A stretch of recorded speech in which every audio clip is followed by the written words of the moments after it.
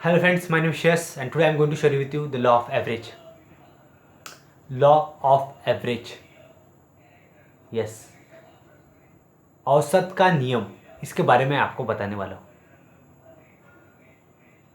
Generally आप इस field को अपने जॉब में, अपने वर्क में, अपने बिजनेस में, अगर आप सेल्स में हो या नेटवर्क मार्केटिंग में हो, डायरेक्ट सेलिंग में हो, तो ये औसत का नियम आपको असीमित कामयाबी, सफलता दे सकता है और हर फील्ड में आप इसका उपयोग कर सकते हो। Law of average. लेकिन पहले मैं आपको बताना चाहूँगा कि लॉ ऑफ एवरेज होता क्या है। जो हमारे न्यू कमर्स हैं उनको बताऊँगा। लॉ ऑफ एवरेज, मान के चलिए आपके हाथ में पत्थर है और 50 मीटर के ऊपर समुंदर का पानी है और आप एक एक करके अपने हाथ के पत्थर को समुंदर में फेंक रहे हो। एक बार फेंका समुंदर में गया, 2 बार फेंका समुंदर के में, तीसरी बार में नहीं गया, चौथी बार में नहीं गया, 5वीं बार गया, 6वीं बार में नहीं गया, 7वीं 8वीं बार में नहीं गया, फिर 9वें और 10वीं बार में चला गया। तो इसे कहते हैं औसत का नियम। बार बार आपने इनपुट दिया, इनपुट देने के बाद आपको जो रिजल्ट मिला उसके आधार पे औसत का नियम बनाया जाता है। उसके आधार पे ही आपको जो मार्क्स परसेंटेज मिलते हैं उसी तरीके से आपको परसेंटेज मिलते हैं। Alright, total marks divided by marks you obtain is equal to your percentage. उसी तरीके से औसत का नियम भी अपने जीवन में काम करता है, लेकिन वो कैसे, मैं आपको आगे बताऊंगा।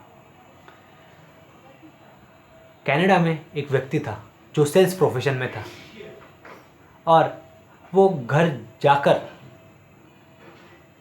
स्पंज बेचने का काम किया करते थे। घर घर जाकर स्पंज बेचने का काम करते और इंडियन करेंसी के अनुसार दिन भर में अगर एक स्पंज वो बेचते थे तो उनको लगभग 100 रुपये मिलते थे। एक स्पंज बेचने के उनको लगभग 100 रुपये का प्रॉफिट होता था। यस। तो उसी के तरीके से 2 बार बेचते हैं तो 200 रुपये, 4 बार बेचते हैं तो 400 रुपये। लेकिन एक बार पहली सेल होने के लिए उनको लगभग 10 दरवाजे खटखटाने पड़ते थे।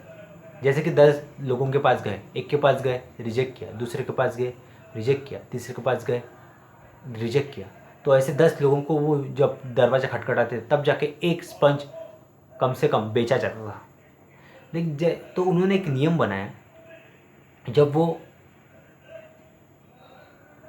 रात के अंत में देखते थे, अनुमान लगाते थे कि मैं ज़्यादा से ज़्यादा स्पंज कैसे बनाऊँ, तो अनुमान लगाते थे और एक कैलकुलेशन एनालिसिस करते थे। तो उनको पता चला जब मैं 10 लोगों के घर खटखटाता हूँ दरवाजे, तो उसमें से 3 लोग मुझे तुरंत मना कर देते, यानी वो दरवाज़ा खोलते ही नहीं, चाहे वो अंदर रहे या नहीं। मैं दरवाज़ा खटखटाता हूँ लेकिन वो बाहर आते नहीं। लेकिन उसके बाद 7 में से कम 2 लोग मुझे मना कर देते हैं, 2 लोग मुझे मना कर देते हैं और बचे 5 में से 3 लोग कुछ ना कुछ बहाना बनाते हैं और मुझे खाली हाथ जाना पड़ता है। लेकिन उसमें से 2 लोग मेरी बात मानते हैं और वो मेरे स्पंज ले लेते हैं। उसी तरीके से मुझे 200 रुपये का प्रॉफिट होता है। हर 10 दरवाजे को खटकाने के बाद मुझे 2 लोग परचेस करते हैं स्पंज को और मुझे प्रॉफिट होता है। तो उसके ऊपर अनुमान लगाया, अगर मैं 100 लोगों के पास जाता हूँ तो 10 में से 2 और 100 में से 20 लोग चीज़ खरीदते हैं, तो जिसके माध्यम से 20 × 100 2000 रुपये का मुझे प्रॉफिट होता है। अगर मैं 100 लोगों को खटखटाता हूँ तो मुझे 2000 रुपये का प्रॉफिट होता है। जब वो एनालिसिस करते हैं तो 2000 कमाने के लिए मुझे 100 लोगों के पास जाना पड़ेगा। तो उसमें से 200 लोग उन्हें रिजेक्ट करते हैं, 200 लोग दरवाज़ा ही नहीं खोलते हैं। उसमें से 300 लोग जो है वो किसी न किसी बात के ऊपर मना कर देते हैं और उसमें से 100 लोग मुझे झूठ बोलते हैं कि मैं खरीदूंगा, वो खरीदते ही नहीं हैं। और बचे 200 लोग खरीदते हैं और उनके खरीदने से मुझे 100 रुपये का प्रॉफिट होता है और मुझे 2000 का मुनाफा होता है। 100 में से 20 लोग खरीदते हैं और मुझे 100 रुपये मिलता है। तो उस तरीके से 2000 रुपये मुझे मिलते हैं 100 में से। यानी 20% रिजेक्ट करते हैं, 20% to 30% दरवाज़ा ही नहीं खोलते, ओनली 20% मुझे एक्सेप्ट करते हैं, तो जिसके माध्यम से मुझे 2000 रुपये का प्रॉफिट होता है। तो उन्होंने जब अनुमान लगाया तो उन्होंने देखा कि 2,000 रुपये प्रॉफिट कमाने के लिए मुझे 100 लोगों को कटाना पड़ता है, और 2,000 डिवाइडेड बाय 100, तो हर व्यक्ति को मिलने के बाद मैं 20 रुपये कमाता हूँ, चाहे वो एक्सेप्ट करे या रिजेक्ट करे। तो देखिए, ये बहुत ही गौर मैं आपको बताया लॉ ऑफ एवरेज। जब भी आपको रिजेक्शन मिले, आप ये मत समझिए कि आपको रिजेक्शन मिलता है। आप कम से कम 100 लोगों से मिले, आप उसके बाद पता चलेगा कि आपको कुछ ना कुछ लोगों ने एक्सेप्ट किया है, और आप कुछ ना कुछ आपको रिजल्ट्स मिले, आउटपुट मिले हैं, सेल हुआ है, कमीशन मिला है, या फिर आपको रिजल्ट्स मिले हैं। कुछ स्टूडेंट्स को बार बार पढ़ने के बाद याद नहीं रहता, तो उसको बार बार पढ़िए, पॉइंट्स को हाईलाइट कीजिए, और डेफिनेटली आप पढ़ते पढ़ते पढ़ने के पहले मेडिटेशन कीजिए। आपका पूरा फोकस उस सब्जेक्ट पर रखिए, जिससे आपको रिजल्ट मिलेंगे। इवेंट क्या है और आप उसको रिस्पॉन्स कैसे देते हो, उससे आउटपुट मिलता है। इवेंट सेल्समैन, आपको पता होगा बहुत सारे सेल्समैन लोग तुरंत ही हार मान लेते हैं, लेकिन कुछ लोग हैं डटे रहते हैं, एक्सपर्ट बनते हैं, मंजे हुए खिलाड़ी बनते हैं, उसके बाद वो जीनियस बनते हैं, और उसके बाद उनकी सेल पहले से लगातार हर गुना बढ़ती जाती है। वो बीज बड़ा होते जाता है, उसको मल्टीप्लाई करके फ्रूट्स देता है। तो लॉ ऑफ एवरेज मैं आपको बताना चाहूँगा, आपको अगर आउटपुट मिले भी ना, तो आप इनपुट देते रहिए, उसमें कंटिन्यूस इंप्रूवमेंट करते जाइए। आप कोई भी चीज़ करेंगे तो करते करते एक्सपर्ट हो जाएंगे, और अपने तरफ से उस फील्ड के बारे में ज़्यादा से ज़्यादा पढ़िए। More learning more earning, more learning more earning, more learning more you will getting. अगर आप ज़्यादा पढ़ते हो तो ज़्यादा मार्क्स स्कोर कर सकते हो, ज़्यादा पढ़ते हो तो ज़्यादा अर्न कर सकते हो, but knowledge not in use is garbage. आपको नॉलेज को अप्लाई करना पड़ेगा, इसके माध्यम से आपको रिजल्ट्स मिलेंगे। कंटिन्यूस इंप्रूवमेंट करते जाइए, कंटिन्यूस एक्शंस लेते जाएंगे, डेफिनेटली आपका इनपुट चेंज होता है तो आउटपुट भी चेंज होता है। तो आपको जब रिजेक्शन मिले तो आप इसी तरीके से बनना है कि रिजेक्शन मिलते मिलते मैं एक्सपर्ट हो रहा हूँ, रिएक्शन को हैंडल करने की क्षमता मेरे अंदर डेवलप हो रही है, और रिएक्शन को कैसे हैंडल करना मुझे आता है, क्योंकि मैं ऑलरेडी फेस कर चुका हूँ, और मुझे सिर्फ इम्प्रूव करना है। और वो क्यों नहीं ले रहा, उसके समस्या का समाधान मुझे ढूंढना है कि वो क्यों नहीं लिया, एक एनालिसिस करना है, उसके सोल्यूशन क्या है। सामने वाले की नीड आप जब पूरी करते हो तो आपको रिजल्ट्स मिलते हैं। उसकी ज़रूरत